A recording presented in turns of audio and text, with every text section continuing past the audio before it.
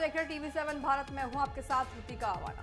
उत्तर प्रदेश की सियासत में कहावत है, जिसका यूपी उसका देश। लेकिन 2027 के चुनाव इस बार विकास की गलियों से नहीं बल्कि अस्थायी गलियों से होकर गुजरने वाली हैं। एक तरफ बीजेपी का कट्टर हिंदुत्व और दूसरी तरफ अखिलेश यादव का सॉफ्ट हिंदुत्व। काशी, मथुरा और अयोध्या की गूंज के बीच सवाल ये है कि क्या समाजवादी पार्टी का नया राम अवतार बीजेपी के किले को ढा पाएगा? आखिर क्या है यूपी की राजनीति का ये नया धर्मयुद्ध? देखिए हमारे इस खास रिपोर्ट में।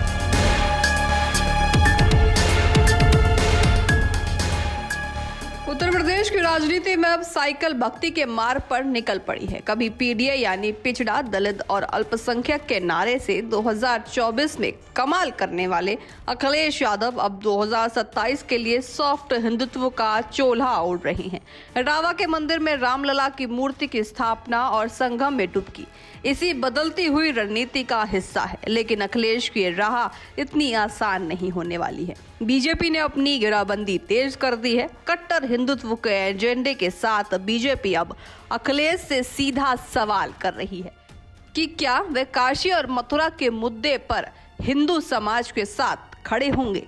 बीजेपी पुराने जख्मों को कुरेदकर अखिलेश को बैकफुट पर धकेलने की तैयारी में है।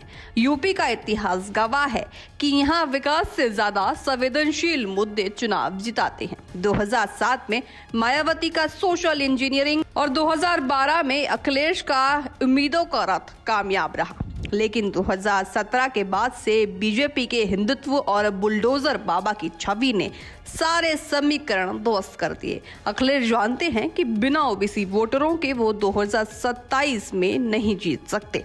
इसलिए शंकराचार्य के अपमान का मुद्दा उठाना हो या ब्राह्मणों के नाराजगी को हवा देना, अखिलेश हर मुद्दे को छू रहे हैं जो उन्हें हिंदू विरोधी छवि से बाहर निकाल सके। देखना दिलचस्प होगा कि क्या अखिलेश का ये सॉफ्ट हिंदुत्व बीजेपी के कोर वोट बैंक में सेंध लगा पाता है या फिर कट्टर हिंदुत्व की लहर में एक बार फिर विपक्ष हवा हो जाएगा। साफ है कि यूपी की पिच तैयार है और खिलाड़ी अपनी अपनी रणनीति के साथ मैदान में उतर चुके हैं। अब देखना ये होगा कि 2027 में जनता विकास पर मोहर लगा पाती है या फिर हिंदुत्व के इस नए मुकाबले में किसको वो ताज पहनाती है। फिलहाल के लिए इस खबर में इतना ही। बने रहिए हमारे साथ।